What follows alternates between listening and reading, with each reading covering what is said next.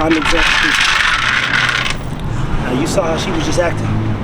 She had to sniff the bear out, and then she feels like, okay, the bear's okay, you sitting on it, everything's good. I don't want you slobber on me though. She got Jamarcus earlier. Bro, like, hit your whole leg. Whole leg. All right, you ready?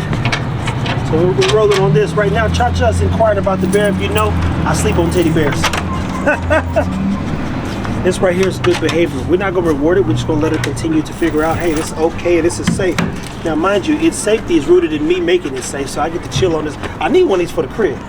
I need one for the bear. I need like a big bear that I could just sit on, because that beanbag is killing me right now. But initially, Stan got it on this camera. When I sat on the bear, she backed up and crouched, and she sniffed it out to see what was going on. You'd be surprised, I repeat, how little things can trigger your dog, all because your dog is not used to it. Ego, on the other hand, if I had him with this, I'd show you, he's not worried about nothing. And even when you see tables like this, I'm gonna see if I can get her on this table over here. He said, hey, let's see how far we can push Cha-Cha, because if I tell Ego to get in the chair, I just recorded last night.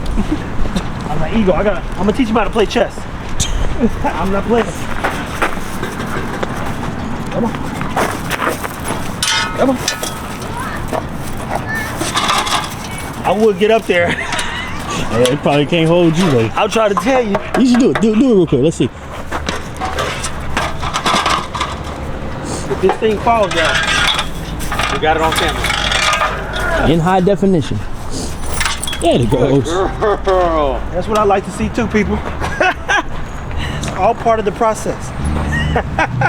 The dog will normally go where you go. Now the question is how far are you willing to go?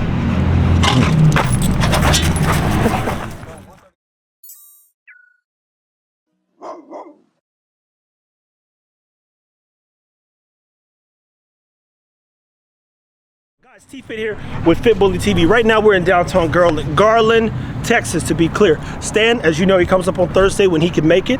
And I thought there was a little bit more, but it's actually just enough. You'd be surprised how many times you want more for the dog, but just enough stimulation will build your dog. Now, the other day, Stan walked them through what you did, and I'll tell you about what we did, and Jamarcus, to be clear, while I was shooting with Cha-Cha, because this is a big opportunity to continue to work on her confidence. And confidence, just like a kid, a baby goes up, he says, what's this? He hears something he don't like, he runs, he falls back, he might not want to go down the slide. You'd be surprised. Kids are the same. I don't know why people think the kid just born with confidence.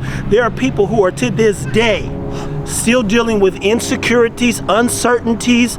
They live in a trauma state because they're overthinkers. They think the world hates them, everybody's out to get them. And it's all because the parents, if I'm being honest, 9 out of 10 times didn't spend enough time telling them that you could be anything, or showing them they could be anything, or teaching them how to be great. So when you get out to a park like this, Stan, what are some things from a dog training standpoint you're assessing? Because I know one of your last things, if not one of the first things you do, is get dogs out to environments so you can assess what you really need to work on. Yes. So let's rewind. I took Boot out the other day and we went downtown Fort Worth and they had a big old Christmas tree. So I was like, hey, let's get some content, get some obedience and stuff. And I got out there and I'm talking and I'm doing the basic stuff, a simple tuck walking backwards. And he kept getting out and getting in the heel. I'd put him in a down, he'd break his down stay. He was just so unsure about being in that environment. As much stuff as I've done with Boots, we haven't gone to like an urban environment. So I think the buildings, the cars, the noises, just the different smells of being downtown put him in a different state of mind. And I was getting frustrated. So the more frustrated I got, the worse off he went. So I looked at Jamil and I was like, you know what? We're just gonna put him up. So put him up for a little bit. I calmed down and then brought him back out and got him in the right frame of mind, had a tug, had a reward for him. Well, you got in the right frame of mind. We both got in the right frame of mind because the dog is a reflection of you. So if you're frustrated, they're gonna feel that as well. So yes, I got in the right frame of mind, started working with him differently than I was before, and then he ended on a successful note. So when I get out in public, you wanna make sure that you're aware of everything that's going on. So if your dog's never been around kids, there's kids over there, so we need to be aware of what these kids are doing, because you don't want a kid to start running by and your dog's never seen it. Dogs like have prey drive, they may think it's a little prey. Yeah, so first thing, run up and start hollering and making a bunch of noise. Oh, that look like a toy. It's a moving toy. A squeaky toy. So first thing, always be aware of your surroundings when you do have your dog out. Make sure there's not other dogs off leash, people, all of those things. The next people thing, off leash, huh? Yeah, people off leash. People off the chain. Off the chain. The next thing, I'm gonna have some type of reward for my dog. So you saw Jamarcus had the cheese and he was walking her through all of these things, having a reward when she did the right things. If I know my dog likes a tug, I'm gonna bring that out as well. So just have a high value reward for your dog because you are in a training situation. The next thing, we're going to adventure out.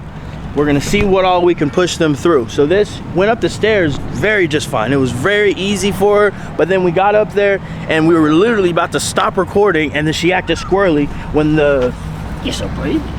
When the ground sounded different. I mean, we'll play it back for you guys so you guys can see it in real time. It sounds different. It's hollow up there. So you get to the top of this thing here. There's no density. So her foot patterns change, and dogs are sensory driven. Everything that they do is based off sensibility, nose, feel, everything. And some of us don't use enough of our 5 senses. So, yes, that's what I was trying to say there.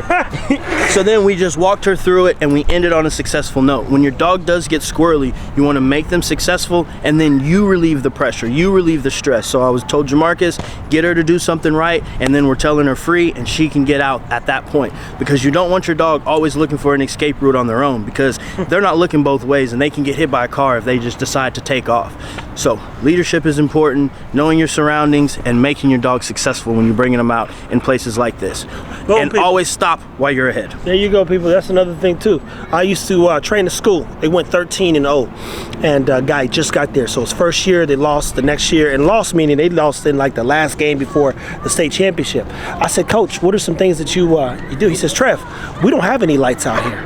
When it turns 6, 7 o'clock and the sun go down, we can only practice good plays. Imagine kids only practicing getting it right on the football field.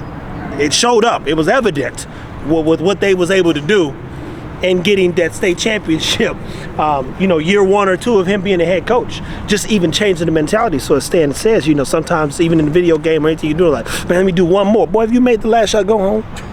Go on home, brother. Now, just getting on a good note. You don't want it. You're going to come down real quick. Cha-Cha is a dog again. Well, I've not spent that much time with. That's the truth. I spend some time with her, but I spend 2 years. In my mind, 2 years of work. We got 2 years of work with these dogs, and the best dog I have right now is Ego, and he still need a lot of work. So his work taking about 3 or 4 years, and then we'll be chilling, and he's already a good dog. This type of thing here, like I said, with the bust, the screeching, the noise, you look for all the things on the dog face. She's not reacting to nothing, but sensory, kids, sounds, buildings, taking her downtown eventually and getting her to, do a good walk through there. It'd be eye-opening, or to be real inspiring. He said, man, we're on the right path here. And so far, so good, people. Listen, take care of your dogs. I appreciate them for coming here, testing this out. I think it was a good move. We got to get out more in general, start hitting some locations, especially on Thursdays with Stan's here. See how far we can push the dog. Guys, don't forget bite camps coming up. Stay tuned. We're going to do some bite education here soon.